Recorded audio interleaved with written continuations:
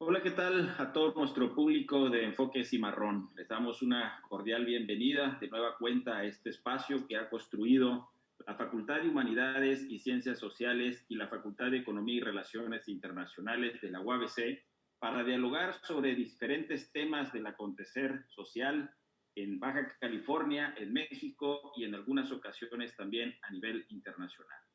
El día de hoy hemos preparado un programa especial y también hemos decidido lanzarlo en vivo para dialogar con todo nuestro público de Enfoque Cimarrón y que tengan la oportunidad de presentar comentarios o preguntas a través de las redes sociales, particularmente en el programa a través de la red social del Facebook de Enfoque Cimarrón.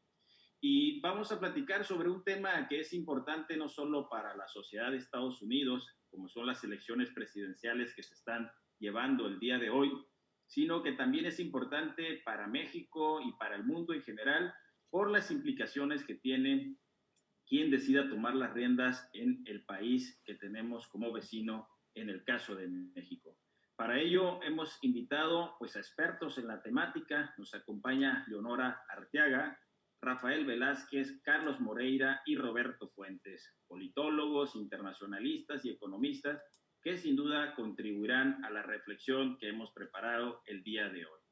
Doy una breve introducción para quizás, porque es importante tocarlo, que es un proceso electoral diferente a como sucede en México y en otros países de América Latina o del mundo.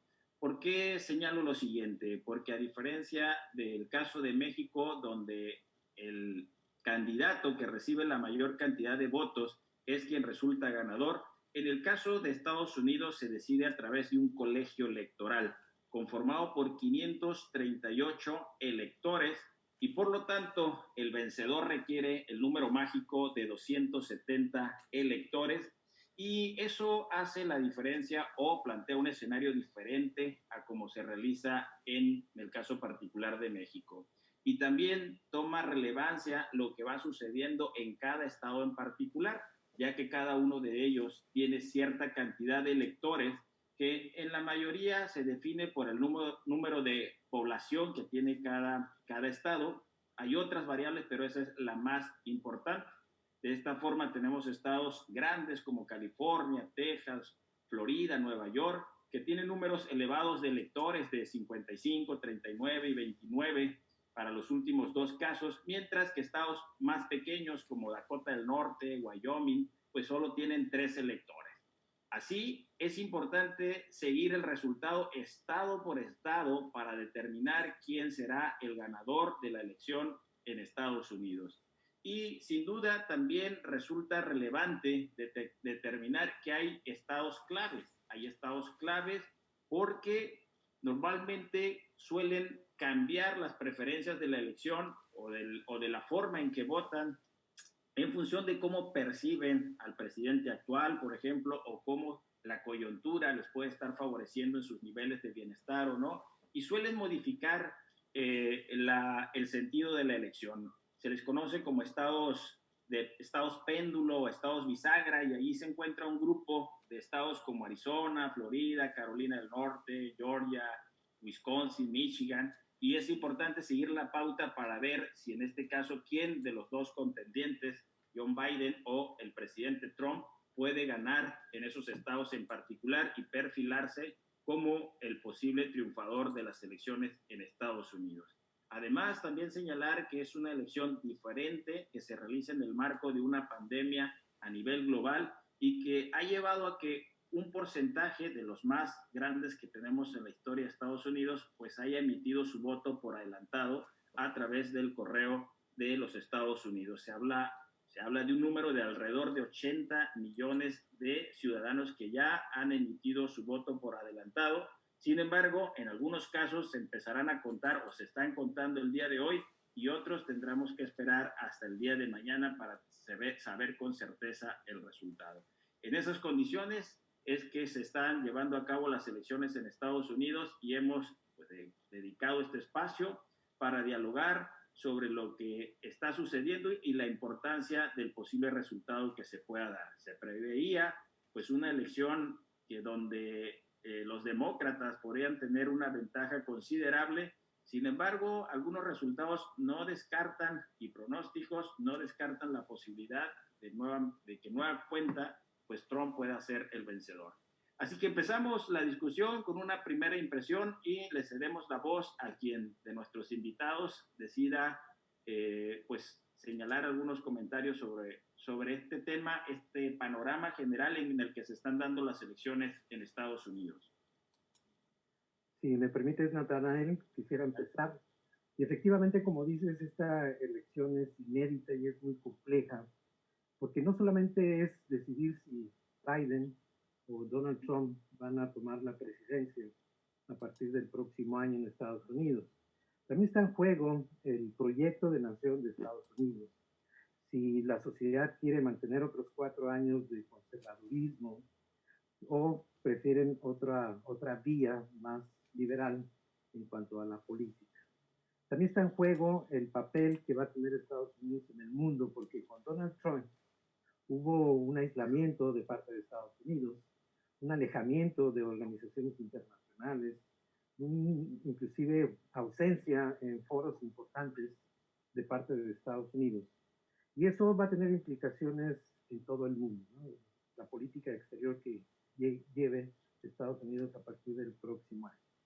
Ahora, también como lo has mencionado, más de 100 millones de personas en Estados Unidos emitieron un voto adelantado, un voto anticipado. Y es probable que hoy no conozcamos los resultados de manera definitiva. Pero hay un escenario que me preocupa a mí mucho y que, por ejemplo, que se cuenten los votos que se están emitiendo el día de hoy y que Donald Trump salga triunfador, pero que en un lapso de 1 o 2 días ya aparezca la contabilidad total y a final de cuentas gane John Biden. Entonces existe la posibilidad y el riesgo de que Donald Trump argumente que ha habido un fraude electoral en estos 2 días y que Biden llegó de manera ilegítima a la presidencia. Esto traería un escenario bastante complicado de Estados Unidos, en donde inclusive se podrían presentar escenarios de enfrentamientos sociales, manifestaciones. Estaba viendo ayer en la televisión que algunos negocios en ciudades importantes como Los Ángeles, Nueva York, Washington, D.C., están protegiendo los aparadores, están poniendo tablas para defender en caso de algún ataque. Y esa situación realmente sí me preocupa, ¿no? Además, esta situación sería totalmente inédita porque por primera vez el país que defiende la democracia, el país que exporta la democracia, el país que invade países con la bandera de la democracia, estaría en una crisis política que puede ser muy honda y eso podría tener efectos a nivel internacional, ¿no? O sea, no me gustaría que eso fuera un ejemplo para otros países, para otras regiones, el que haya una crisis democrática en Estados Unidos en esta elección. Gracias, doctor Velázquez. ¿Alguien que quiera complementar los comentarios que señala aquí nuestro primer panelista que hizo uso de la voz? Claro, si me permite, Natanael, comentar nada más algunos datos en complemento a lo que comentaba el doctor Velázquez. Antes de la elección parecía que había un claro favorito, efectivamente aún no está definida la elección, pero previo se hablaba de un 90% de escenario donde Biden era el ganador versus 10% donde Trump encontraba un sendero para ganar. Esto según el portal 538 de Nate Silver, uno de los más importantes predictores de las elecciones estadounidenses. Creo que esto eventualmente tendrá que ser revisado si llega a ganar Trump, el por qué cuáles son las causas de que el escenario menos probable, aunque no con probabilidad cero, se diera.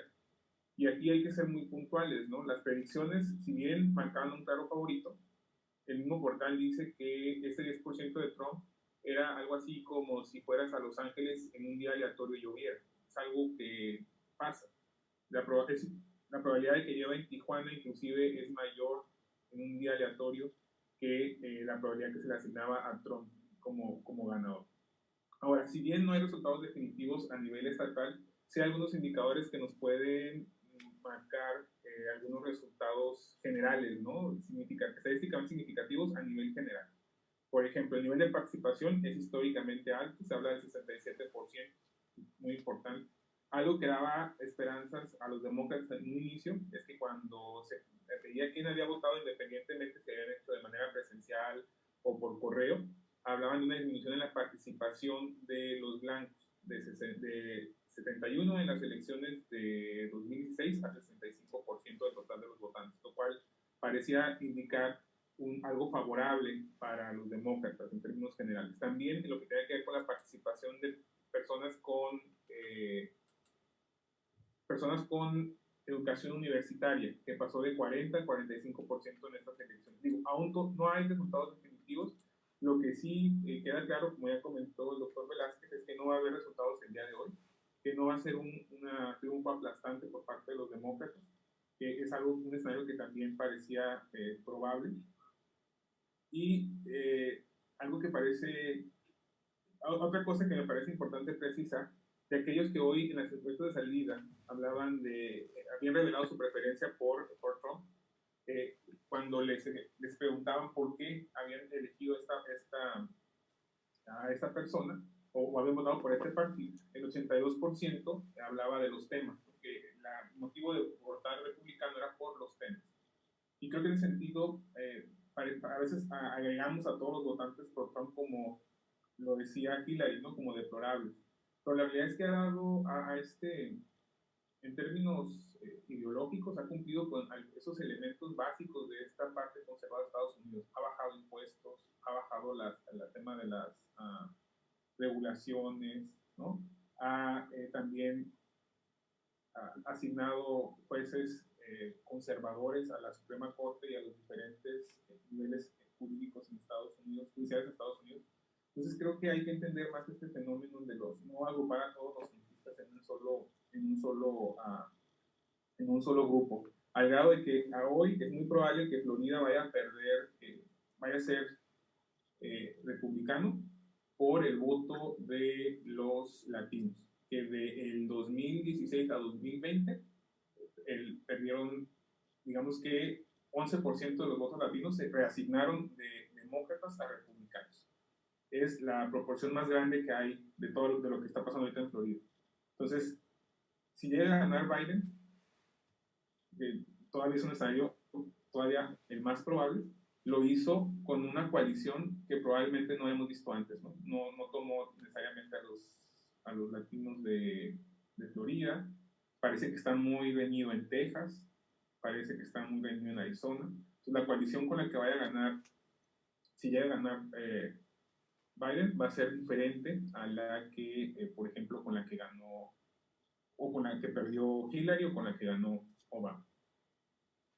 Yo quisiera retomar el punto que señala el doctor Fuentes ahí, donde hace mención del porcentaje de la población que está participando en esta elección. Hace algunos meses, en el marco de la pandemia y la situación complicada que está en todo el mundo, pues se preveía que el porcentaje de ciudadanos participando pudiera ser menor a lo que había ocurrido quizás en el 2016. Sin embargo, ha ocurrido lo opuesto. Quizás sea un porcentaje pues que rompa récord en las últimas elecciones en Estados Unidos, y ese incremento en el porcentaje de la población que ha decidido salir a emitir su voto, ¿a quién favorece? ¿Favorece más al candidato John Biden o favorece más a Trump? Digamos, ¿quién resulta favorecido con ese incremento en el porcentaje de población que está votando en Estados Unidos? ¿Y qué tanto está incidiendo el hecho de que en los últimos años se haya acentuado la polarización en Estados Unidos, de tal manera que pues tantos unos como otros están buscando pues que gane ya sea los republicanos o los demócratas? Pero pues sería interesante algún comentario sobre este incremento en el porcentaje de población que está emitiendo el voto, ¿a quién favorece? Si quieres encender el micrófono, Carlos. Sí, yo creo que los que han hecho un llamado enfático al voto anticipado, ya sea el voto anticipado o el voto por correo, han sido los demócratas, porque tienen muy presente la experiencia de la elección del 2016 y que tiene que ver con la existencia de este diseño institucional por el cual el presidente lo elige un colegio electoral y no directamente los ciudadanos.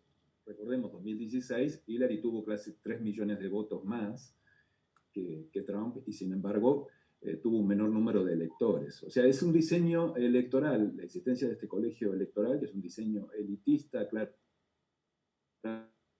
contramayoritario, que en su origen fue para eso, justamente, para poder tener un presidente elegido entre menos gente que los millones que votan. Entonces, yo creo que Estados Unidos se va a tener que dar un debate. Ahí decía Rafael el tema de la democracia, el funcionamiento de la democracia. Hasta hace unos años, hace 15 años, era casi antipatriótico plantearse, discutir cómo funcionaba la democracia en Estados Unidos. Cada vez más son, empezando por el ámbito académico, que plantean la necesidad de que Estados Unidos tiene que revisar su diseño institucional, empezando por el colegio electoral. Ha habido varias propuestas de enmienda constitucional que no han pasado por el Congreso. Es decir, han entrado al Congreso, han sido aprobados por la Cámara de Representantes, pero no pasan el paso decisivo que es la Cámara de Senadores, que aparentemente la mayor parte de la opinión pública estaría de acuerdo en eliminar el colegio electoral. Entonces, volviendo al punto, creo que todo este gran caudal de voto anticipado y voto por correo que se ven en estas elecciones tienen que ver con el llamado enfático que han hecho los demócratas a participar, especialmente los que votan por primera vez, los jóvenes, y es el temor de que pase nuevamente lo que pasó en 2016.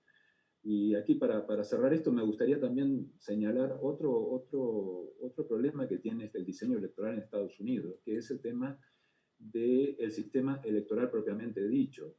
Decías, Natanael, que hay que estar atendiendo a lo que pasa en cada uno de los estados. Recordemos que en Estados Unidos la autoridad, quien organiza y quien fiscaliza las elecciones, son los estados y los condados. Es decir, no hay una autoridad federal, no hay en Estados Unidos un INE, no hay una instancia federal. Es muy débil el Poder Judicial en cuanto a su papel en las elecciones. El papel central, incluso lo financia las elecciones, son los estados y los condados.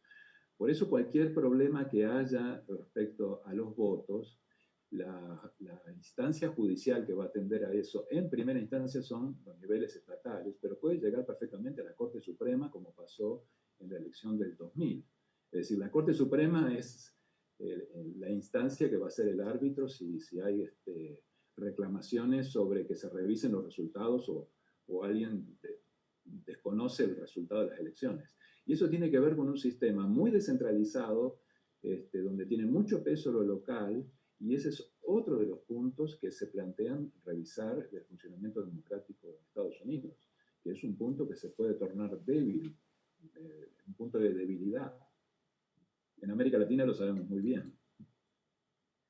Gracias, Carlos. Leonora, ¿algún comentario que quieras hacer en estos primeros temas que se han tocado? Sí, tengo 2 o 3 al respecto. Siguiendo lo que está diciendo el doctor Moreira sobre la Corte Suprema en Estados Unidos, si se van si por alguna razón Trump decide que es el que está como más para reclamar ante la Corte Suprema de la Nación, el temor de los demócratas es que la Corte falle a su favor, porque la Corte, después de la nominación de esta última jueza, Amy Coney Barrett, quedó del lado conservador. Entonces es probable que si Pensilvania, que es el estado ahorita controvertido que pueda hacer fraude, la Corte puede quedar a favor de Trump sin más, ni más, o sea, quedó conservadora. Y en cuanto a la cuestión de las instituciones americanas, sí necesitan digamos, de revisión, porque si uno examina un poquito más a fondo cómo fue que quedó Trump en el 2016, quedó por el mismo sistema democrático y por la misma, digamos, pensamiento americano de que todos tienen la misma oportunidad, aunque la izquierda va a decir que no es cierto, que es una cuestión sistémica, que nomás a los blancos les da la oportunidad, pero independientemente de eso, fue la misma democracia americana la que puso a Trump de candidato, que lo votaron. Hillary ganó popular, él ganó electoral, entonces si tienen ese temor, y queda Biden, van a tener que revisar las instituciones. Hay comentaristas conservadores que he estado escuchando que dicen, bueno, si gana Biden, no van a reclamar o a meter al Congreso una propuesta para quitar el colegio electoral porque les dio el gane. Si gana Trump, otra vez van a sacar a la mesa de la discusión pues este rollo de cambiar el colegio electoral. Entonces, ellos ya tienen que empezar a plantearse quien gane cualquiera de los dos, esa reestructuración institucional, porque ya está agotada, tiene más de 200 años el sistema, su constitución igual, es la constitución más vieja del continente, ya necesitan una reestructuración, pueden llegar a caer en la misma dinámica, si esta crisis económica se vuelve más profunda por la pandemia, pueden caer en la misma dinámica de la Alemania de los 30, si no tienen cuidado. Bien, gracias. Voy a aprovechar antes de pasar a otra temática en la mesa para atender una pregunta que está haciendo parte de nuestro público aquí, porque estamos en el tema. Ahorita te damos la voz, Carlos, porque posiblemente vaya más orientada hacia tu área de expertise. Y hace la referencia a César Pelayo sobre si el uso del colegio electoral favorece o perjudica la democracia, es decir, la forma en cómo se construyen las votaciones en Estados Unidos es favorable hacia la democracia o no. ¿Cuál sería la opinión en ese sentido? Si me permites, Natanael. Bueno, ¿cómo surge el sistema de colegio electoral de Estados Unidos? Cuando los padres fundadores del sistema político estaban buscando la forma más adecuada para el proceso electoral, ellos decidieron que solamente las personas que tuvieran propiedad podían votar. Y las personas que no tenían, pues simplemente no podían votar, incluyendo las mujeres.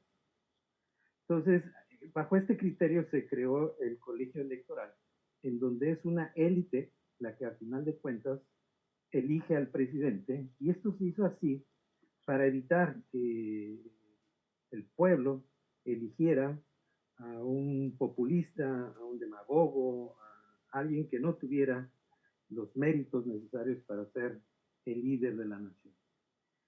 Y ese sistema se quedó desde la fundación de Estados Unidos. Entonces, a mí me parece que no tiene lógica que ya van varias veces que, por ejemplo, los demócratas obtienen el voto popular mayoritario, pero no ganan la elección, como fue hace 4 años, efectivamente. Entonces, creo que es un cuestionamiento a la legitimidad democrática que una elección la gane alguien por un sistema electoral indirecto, cuando hoy, pues todos los procesos se tienen que abrir a sistemas electorales democráticos en donde la mayoría, el voto mayoritario, sea el que decida quién va a tener las riendas de un país. Entonces, sí, a mí sí me parece que este colegio electoral le hace daño a la democracia. Carlos, ¿algún comentario? Parece que estás pidiendo la voz hace un momento. Totalmente de acuerdo con Rafael, totalmente de acuerdo, creo que es un diseño total antidemocrático y que Estados Unidos tiene que caminar hacia la eliminación del colegio electoral. En Argentina existió el colegio electoral hasta 1994. Si todavía los presidentes de la democracia, que empezó en 1983, el del 83 y el del 89 se eligieron por colegio electoral. Fue una discusión que se dio y finalmente se eliminó el colegio electoral. Y no, quería recordar que además del presidente, hoy se renueva la Cámara de Representantes y una parte de la Cámara de Senadores. Es decir, que esta elección es muy importante por muchas cosas. Sí, claro, y también una cantidad importante de gobernadores, ¿no? Estamos concentrados en el caso del presidente, pero hay una participación importante en la Cámara de Representantes, que actualmente tienen dominio los demócratas, y también 1/3 de la Cámara de Senadores, ¿no? Que se va a renovar el día de hoy, más 2 casos especiales, porque se está renovando el caso de Arizona por el fallecimiento de John McCain y una renuncia por salud en Georgia, así que son 35 espacios también en la Cámara de Senadores, que actualmente la dominan los republicanos, y habría que ver cómo queda después de esta elección, más 11 gobernaturas, ¿no? Así que efectivamente es una elección muy importante para el caso de todas las posiciones claves en la democracia estadounidense. Bien, me gustaría ahora entrar a la parte de los resultados muy preliminares que se empiezan ya a vislumbrar de acuerdo a algunas instituciones especializadas en el tema, y lo señalaba Roberto hace en su intervención, ¿no? Hace 4 años, pues los pronósticos eran un triunfo a favor de Hillary Clinton, ¿no? Se señalaba un 3-4% de ventaja sobre el candidato Trump, y al final, debido al diseño de la democracia en Estados Unidos, pues terminó dominando el Consejo Electoral Trump y quedó como presidente. En esta ocasión se señalaba o se señala los pronósticos y las encuestas y todos los sondeos que hacen las instituciones especializadas en el tema, le dan una ventaja mayor a John Biden, alrededor del 6 o 7%, dependiendo de la institución a la que se haga referencia. Sin embargo, empiezan a aparecer algunos resultados y parece ser que no está tan claro, es decir, que está más cerrada de lo que se pensaba. El caso de Florida, que ya señaló Roberto, que se preveía que John Biden se podría quedar con ese estado y que tiene una cantidad importante de electores, pues parece que se va a pintar de color roja a favor de los republicanos. Así que, pues, iniciamos con unos comentarios en torno a estos primeros resultados que se empiezan a asomar ya en base al proceso electoral de Estados Unidos. Si me permiten, el último dato que tiene ABC habla de 113 confirmados para Biden y Donald Trump 114 colegios electorales. El voto popular en ese momento lo va ganando Trump, pero seguramente eso va a cambiar una vez que cierre, por ejemplo, California y Arizona. Y efectivamente, es algo interesante, ¿no? Evidentemente, ¿no? Que una economía, un país tan grande como Estados Unidos siempre se defina por unos estados, por un pequeño número de estados. Inclusive cuando esos pequeños número de estados ni concentran la mayor población, ni concentran la mayor actividad económica, ni digamos en términos generales el progreso estadounidense. Pero es algo muy interesante y creo ya lo mencionaba, ¿no? Según un estudio que había yo revisado para esta reunión, los colegios electorales sobreestiman el voto de un blanco rural en 6% en comparación de otra población que no fuera blanca. Entonces eso habla de una democracia donde el voto no es igual para todos, no va de lo mismo. ¿Qué estados tendrían? Todos los expertos hablaban de que había estados que tenían que prestar atención y dependiendo de ese resultado íbamos a poder en este momento decir que era un nuevo presidente de Estados Unidos o no. Y hablaban de Florida, Georgia y North Carolina y Pensilvania, por supuesto. Pero Florida, Georgia y Carolina del Norte, si teníamos resultados ahora, y esos favorecían los tres a Biden, por ejemplo, el camino para Trump era prácticamente imposible. Resulta que esos tres estados los va ganando, ¿no? Y muy probablemente vaya a terminar así ese resultado. Y aquí los resultados están muy atípicos, porque muchos de esos estados, por ejemplo, Florida, Carolina del Norte, cuando iniciaron los conteos, iba ganando Biden, ¿no? Y eso tiene mucho que ver, y lo estamos viendo en todos los estados, que va ganando uno y luego se revierte esa tendencia, y tiene que ver con las legislaciones locales, donde le dan prioridad a un tipo de voto. Si en una legislación le dan prioridad a los votos que se hicieron el día de hoy, entonces probablemente va a iniciar ganando Donald Trump, como es el caso de Ohio, donde primero van a contar los votos del día de la elección y después los votos que se hicieron previo al día de la elección, lo que favorece generalmente a los demócratas. Entonces la tendencia se puede invertir. Caso contrario fue en North Carolina, que iniciaron contando los votos del día previo a la elección y están contando ahora los del día de la elección. Los que votan en el día favorecen más a los republicanos. Y hablaba el doctor Moreira de los nuevos votantes, ¿no? Cómo se transformó las edades de los que votaban en esas elecciones en comparación del 2016. La parte que es de 18 a 29 años, los jóvenes, básicamente se mantuvo igual. 13% total del electorado se mantuvo igual. A pesar de que una participación histórica, el porcentaje en términos del total fue menor. Donde hubo un incremento en la participación fue en los latinos y personas de más de 65 años, que inicialmente pareciera que iban a iban a decantarse por Biden, pero parece que no es el caso. Parece que esa gente de más de 65 años, el incremento preponderantemente está votando por Trump. Entonces, ¿qué podemos decir ahora sobre los resultados? Que van a ser mucho más apretados de lo que se esperaba, por lo menos en los escenarios más probables. Aún sigue siendo favorito Biden, dado los resultados. Falta Pensilvania, Ohio, Michigan, Arizona parece que tiene tendencia demócrata. Y como comentaba el doctor Velázquez, ¿no? El tema es qué va a pasar si el resultado de hoy es diferente al resultado de mañana, cómo las instituciones estadounidenses van a reaccionar a eso. Algo que me llama la atención es que por lo menos en las noticias generales no hubo disturbios, ¿no? En el día de las elecciones no hubo acontecimientos mayores de enfrentamiento entre votantes a pesar de la polarización de Estados Unidos, y creo que eso habla muy bien de la institucionalidad americana, ¿no? Independientemente o a pesar de un personaje como el presidente actual, que es muy polarizante, que es muy combativo, agresivo, pareciera que el electorado tiene un nivel de madurez tal que, por lo menos en el día de las elecciones, se comportó. Si me permiten interrumpir, Roberto, acaban de salir los resultados de California, Oregon y Washington, y todos son para Joe Biden.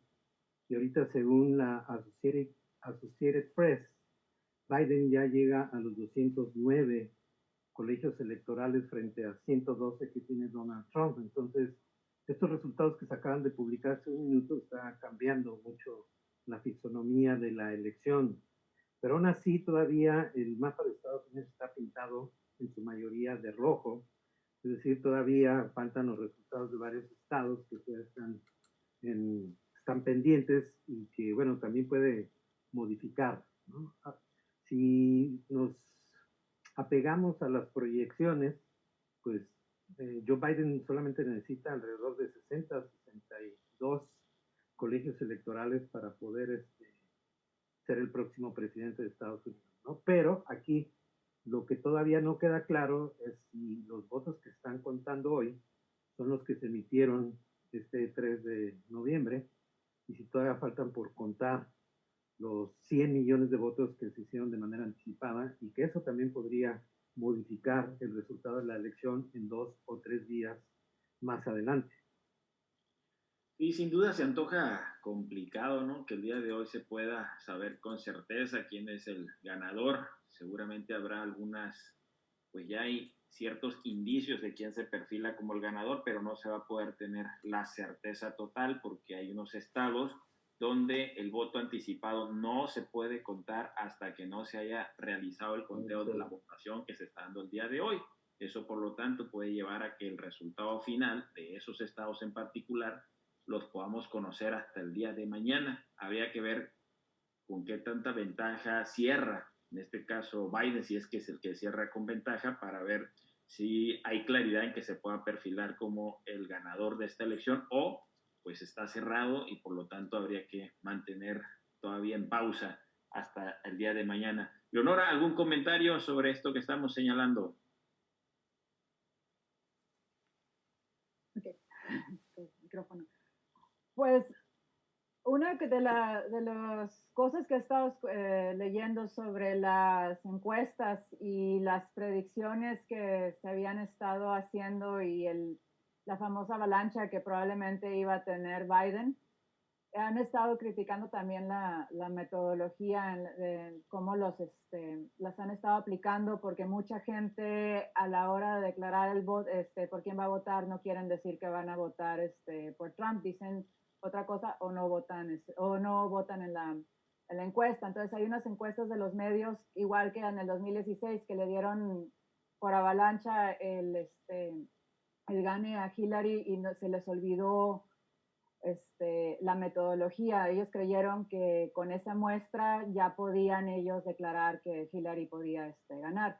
Y el detalle es que prácticamente los medios, como no favorecieron a Trump, pues al mainstream de los medios de comunicación, prácticamente estaban pues en las dos costas, ¿no? Entonces, en los dos lugares que están pintados en el mapa de azules, que son donde están los mayores votos electorales, por ejemplo, California, Nueva York, pintan un panorama comparado con la parte del centro donde está pintado de rojo, que aunque sean menos votos electorales, es otro tipo de dinámica social. Entonces, también la metodología de las encuestas se les olvida que hay gente en el medio que no precisamente comparte las mismas puntos de vista que en las dos costas.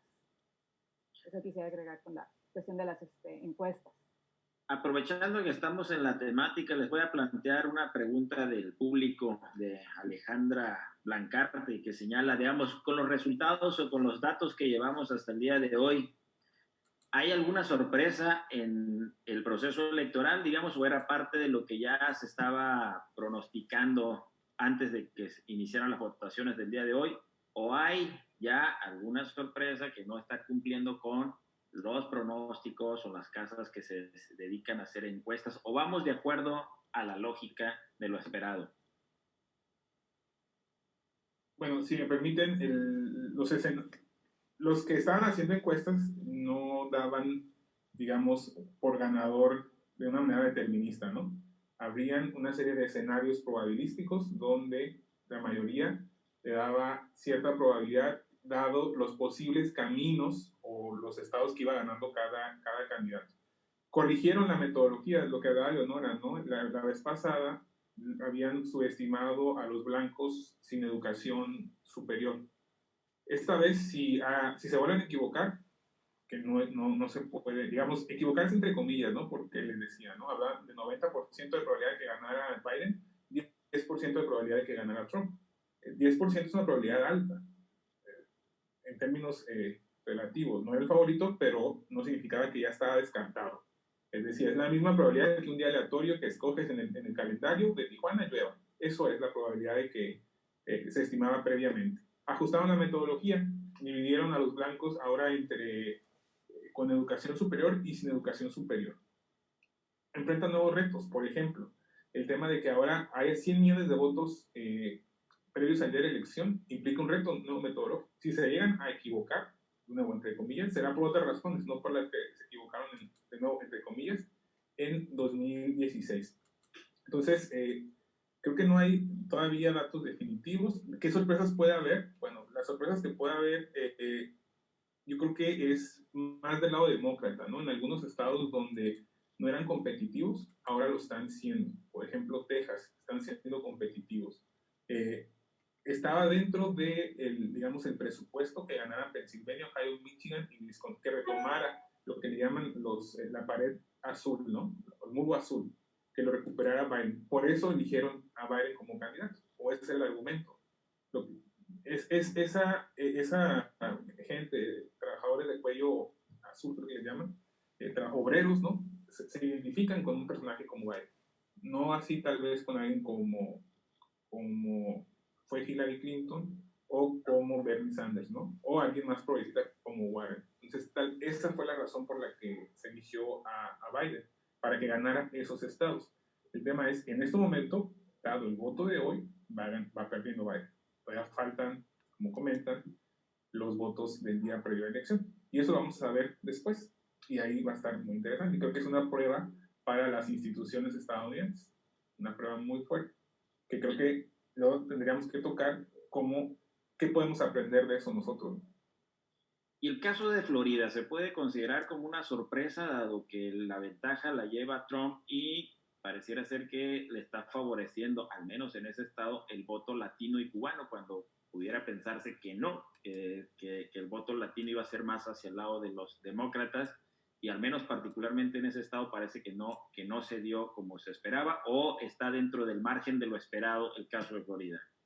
Bueno, a mí me parece que está del caso, o sea, era de esperarse que fueran a votar republicano. Ya la vez pasada, uno de los candidatos, precandidatos era de ahí, Ted Cruz. Entonces, no me sorprende que los cubanos estén votando por Trump, porque también una de las razones por las que están polarizados ahorita en Estados Unidos socialmente hablando, esos son estos rollos raciales y también que tienden al socialismo. Y como ellos tienen la experiencia del socialismo y si algo les huele a socialismo, se van a ir al contrario.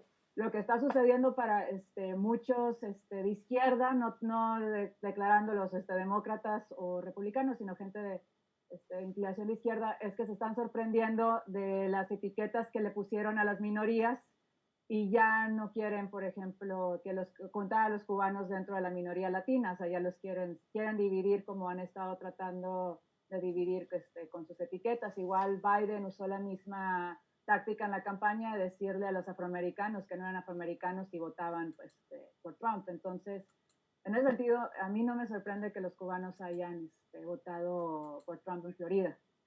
Era algo de esperarse.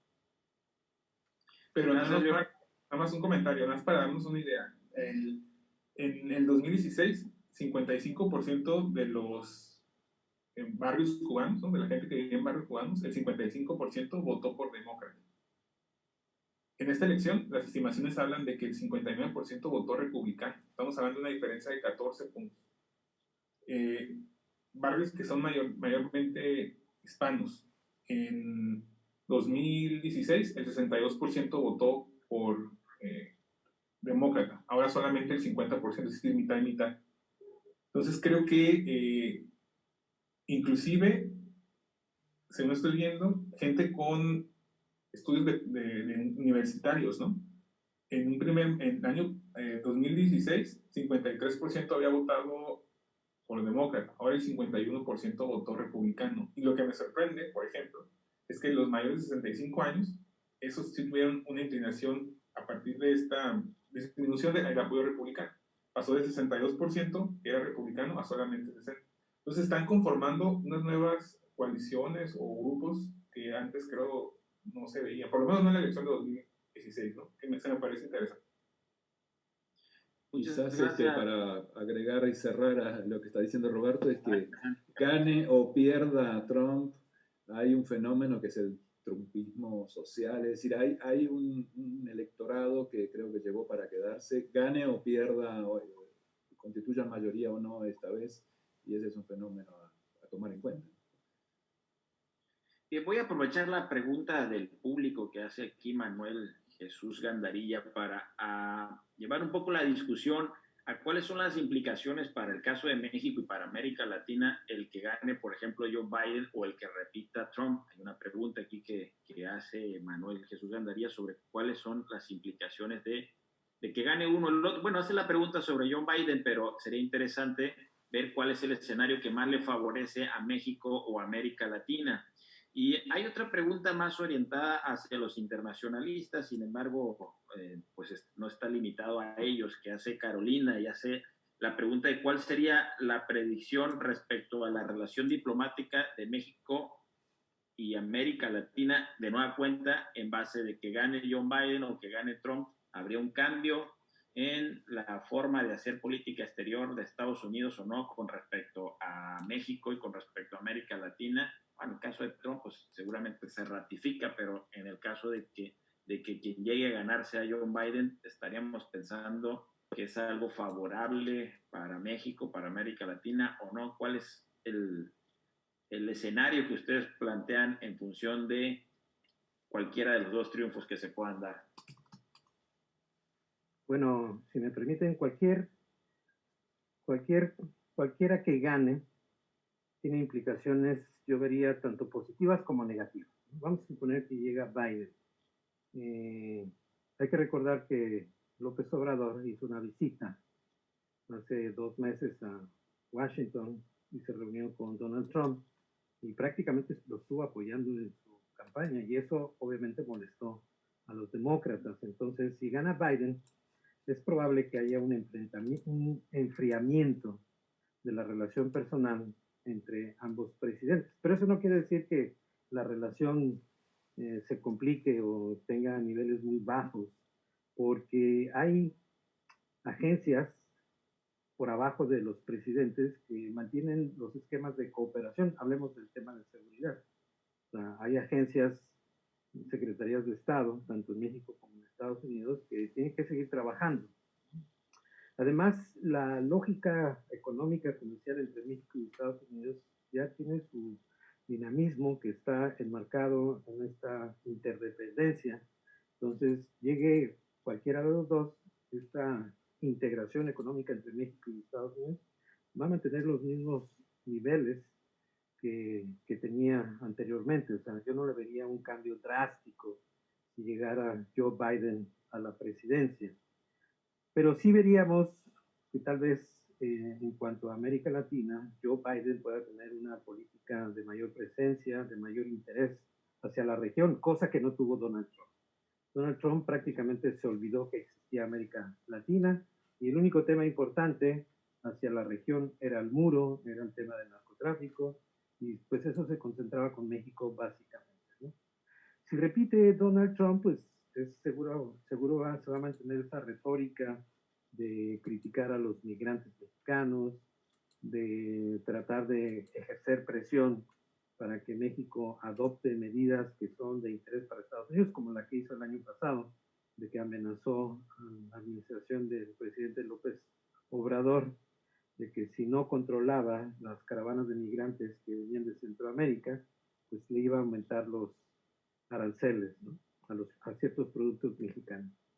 Entonces, pero por ejemplo, si repite Donald Trump, estamos viendo que hay una relación, vamos a decirlo así, cercana entre ambos presidentes, y bueno, eso ayudaría también por lo menos a nivel presidencial, a tener una relación sin contratiempos, sin abruptos, y eso pues también ayudaría, ¿no?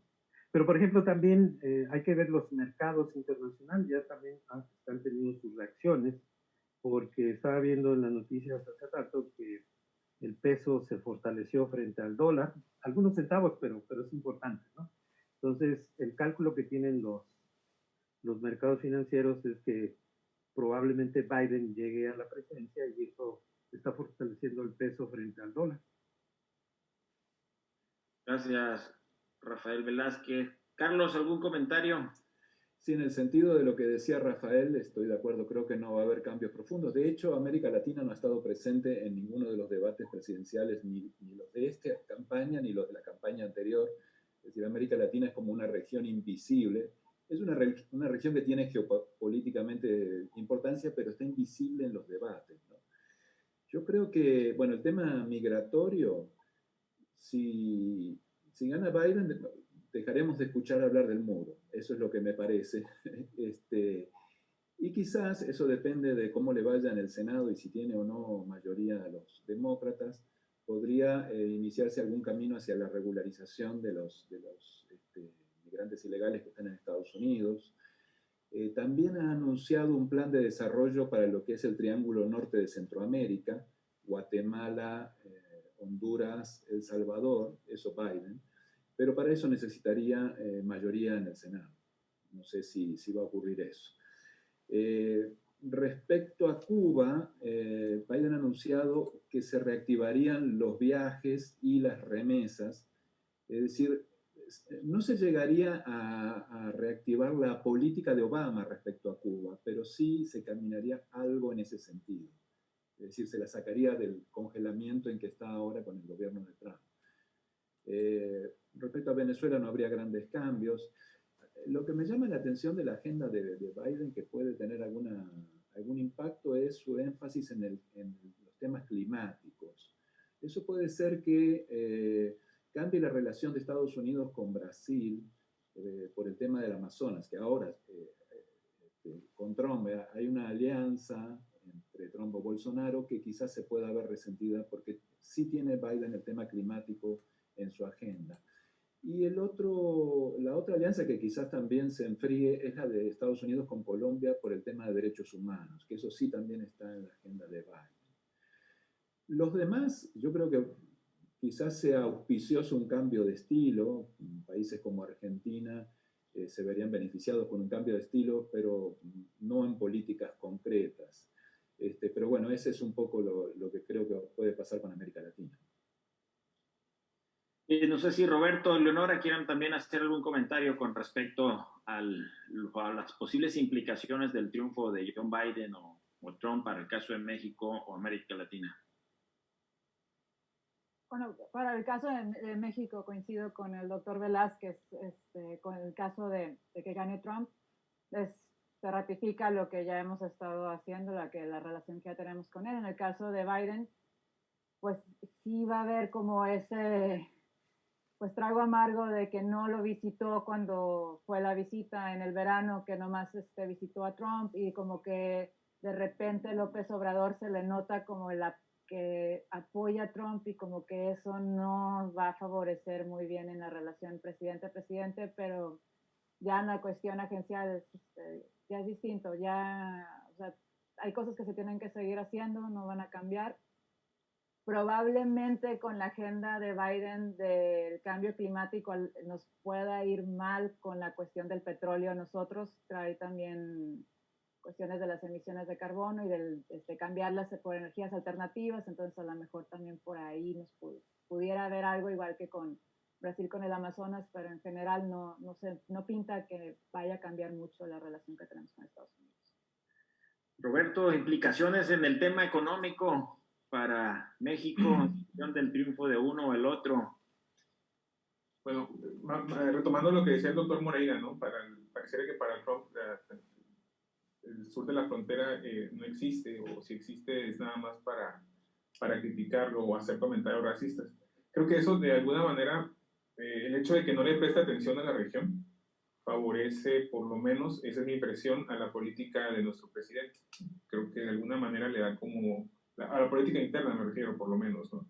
Estos cambios que no hay, o se percibe que no hay un intervencionismo de mucha magnitud o mucho interés por parte de, por lo menos, el presidente. Habrá otras instituciones, habrá otros organismos e intereses que sigan presionando de Estados Unidos al gobierno mexicano y a sus políticas, pero no directamente del presidente. Creo que en ese sentido pareciera que le favorece a sus acciones de política pública que el presidente de Donald Trump sea reelegido.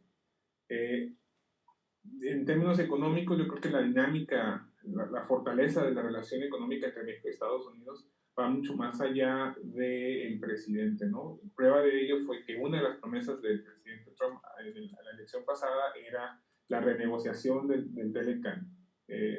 Y se realizó, pero más allá de cómo lo venda el presidente como un gran logro, el TEMEC, pues realmente sí son cambios importantes, pero no implica mayor responsabilidad o mayor gane en términos de comercio internacional para Estados Unidos.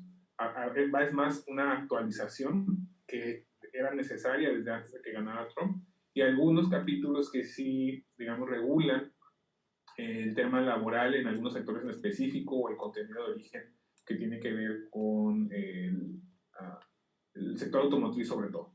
Y algunos nuevos temas que no existían en el momento de que se generó el primer Tratado de Libre Comercio, como tiene que ver el comercio electrónico, ¿no? Entonces, en ese sentido, yo no veo mayores impactos económicos si gana o no cualquiera que gane, ¿no? Creo que Biden va a estar más interesado en Europa y tal vez reconstruir las relaciones que destruyó el presidente Trump. Esa sería mi impresión. Y si es que llegase a ganar, y Latinoamérica lo dejará tal vez como un tema no prioritario. Toma un rol más protagónico en los organismos internacionales de Estados Unidos en el caso de que llegue al poder John Biden. Micrófono, Carlos, micrófono. Sí, creo que va a volver al Acuerdo Climático de París, creo que eso es una de las cosas que está anunciada. Dejará de amenazar que se van de la OTAN, que es una de las amenazas que está siempre ahí con Trump. Y bueno, como hoy al comienzo decía Rafael, se ha retirado de muchos acuerdos. Creo que se van a revertir alguna de esos pasos, ¿no? En caso de ganar Biden. Incluso en Medio Oriente, creo que en Siria el avance de Rusia y Turquía, una vez que Estados Unidos se retira y deja a los kurdos allí a su suerte, también es una muestra de debilidad de Estados Unidos y de una potencia que va en decadencia, que creo que Biden podría revertir eso.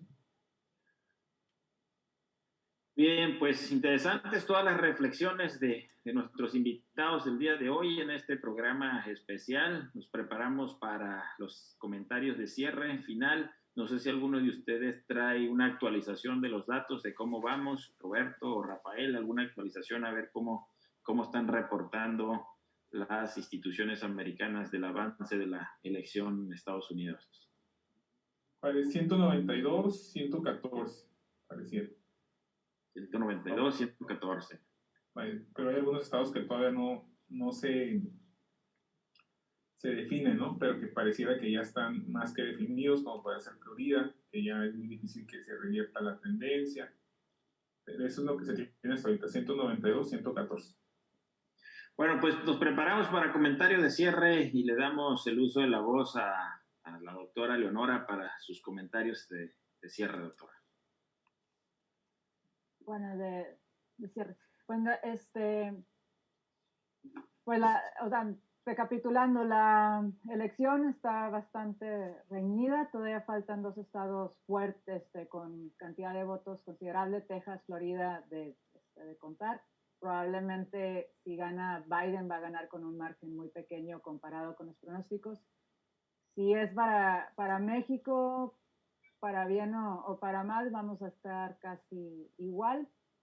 En la cuestión social, hay cuestiones en las que la polarización en Estados Unidos, que básicamente no se han vuelto a polarizar de esa manera, desde la guerra civil, no hay garantía de que Biden pueda traer como esa paz social que están esperando algunas minorías, y pues hay que ver que en estos 2-3 días siguientes cómo queda el resultado y ver si se cambia la tendencia contando los votos que hacen falta. ¿Qué va a pasar con Pensilvania? Estar observando qué va a pasar ahí, y si la elección va a terminar en la Corte Suprema y las reacciones que van a tener. Es como lo que hay que estar vigilando estos 2-3 días, porque hoy no pinta resultado definitivo para nada estos momentos. Bien, aprovecharía por si alguien de ustedes en sus comentarios de cierre quiere tocar. Hay un par de preguntas del público, muy similares ambas, de Yanlin y de Hansel, que señalan, en caso de que llegara a ganar Biden, ¿mejora la relación comercial entre Estados Unidos y China? Si alguno de ustedes lo puede tocar ahí en los comentarios de cierre. Bueno, yo creo que Roberto podría contestar porque tengo la misma pregunta. Bueno, este discurso que ha impulsado Trump sobre que él sí puso en cintura a China y que sí él está realizando comercio justo con China y que ha ganado mucho dinero en el comercio internacional, la verdad es que a la luz de los números no es muy evidente que hayan ganado. El déficit comercial de Estados Unidos es cada vez mayor, ¿no? Y China es ahora la economía que menos se vio afectada con el tema del COVID. Seguramente será de las que más pronto se recuperen. Entonces está en mejor condición que antes de que, o por lo menos aparentemente en mejor condición de antes de que entrara Donald Trump. Esta demagogia de que logró poner en cintura a China realmente no sobrevive el análisis de números, por lo menos en términos de comercio internacional. Y seguramente, como los internacionalistas seguramente también podrán opinar al respecto, a mí me parece que tampoco en el liderazgo global ha tenido mayor liderazgo Estados Unidos versus China.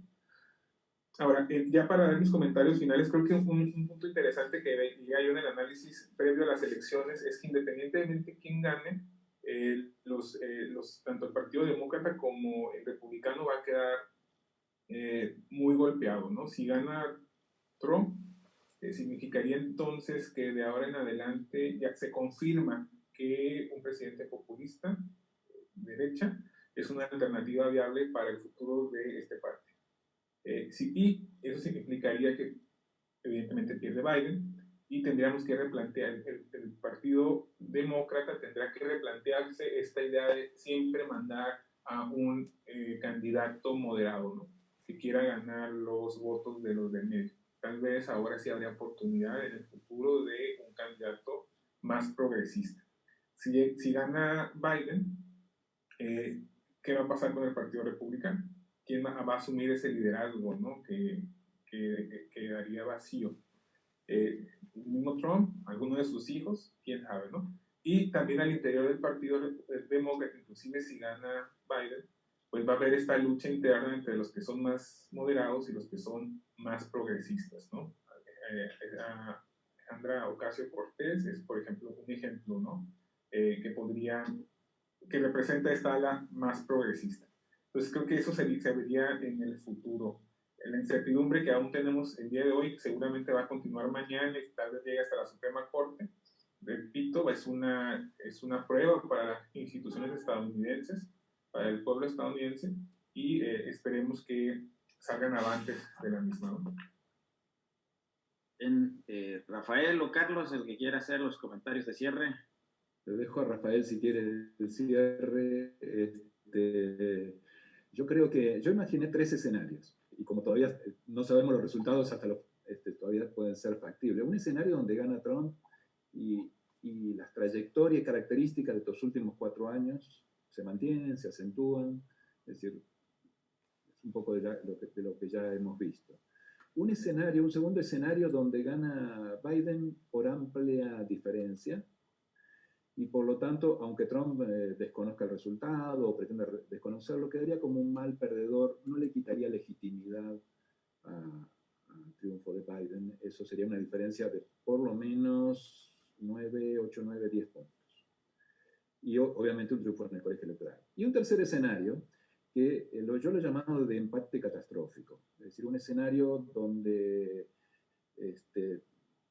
prácticamente estuviéramos ante un empate técnico, reclamaciones, pedido de conteo nuevamente de los votos, en algún caso hasta se puede pedir que se repita la elección, no lo sé, eso sería un mes caótico para Estados Unidos y es uno de los escenarios posibles, incluso con algunas cuestiones de fenómenos de violencia política, no lo sé, serían los 3 escenarios que pensé.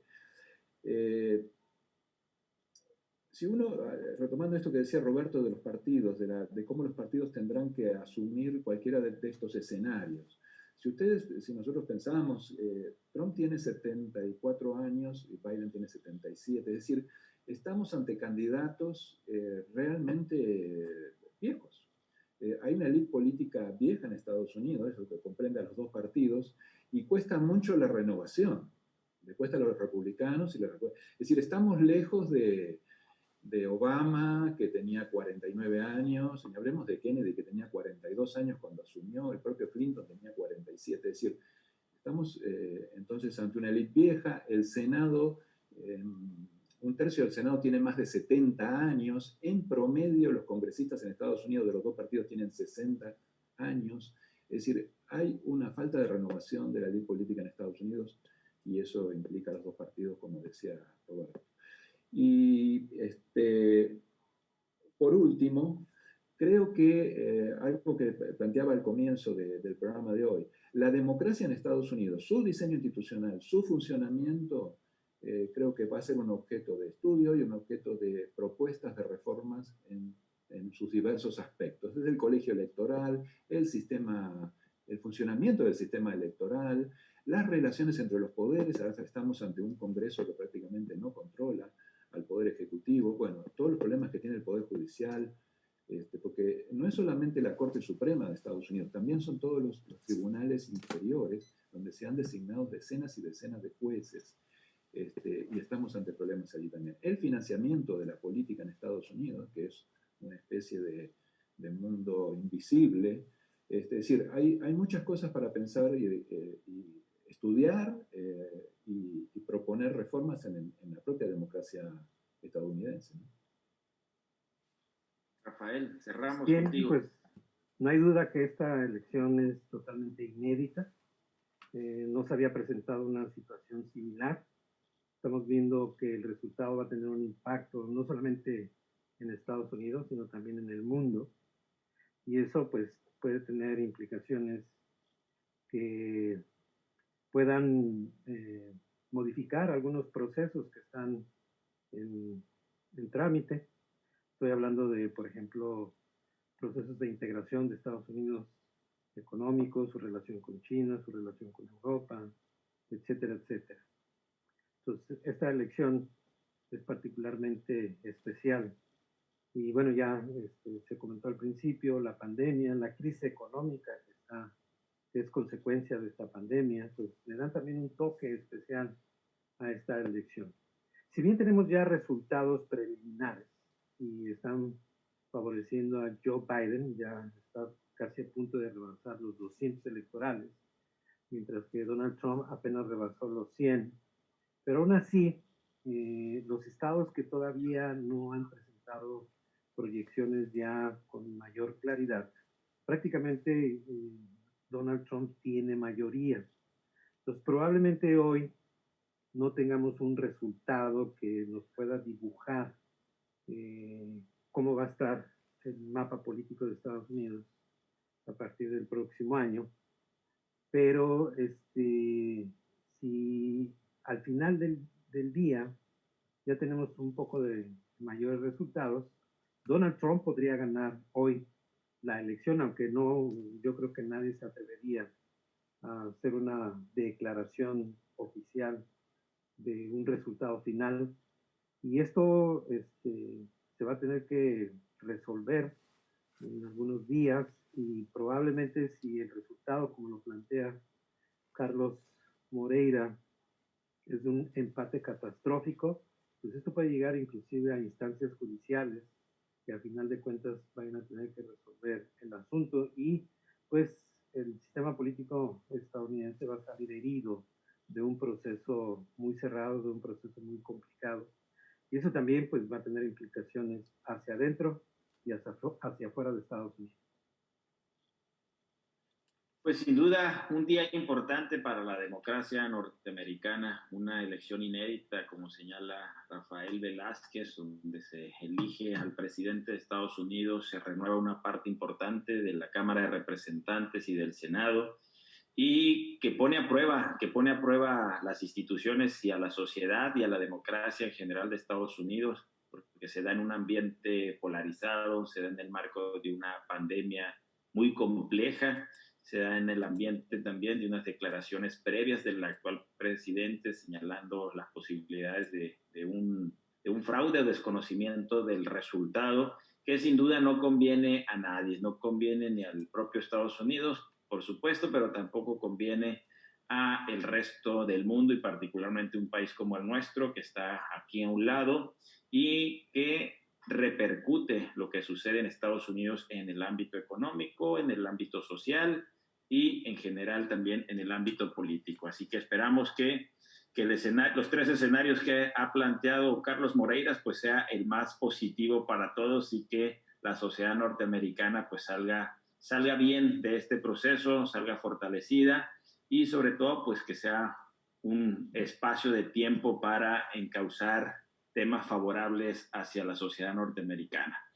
Bien, les agradecemos a todo el público que ha seguido esta transmisión, a las preguntas que nos hicieron llegar y al tiempo que le dedicaron para reflexionar sobre el tema aquí tratado.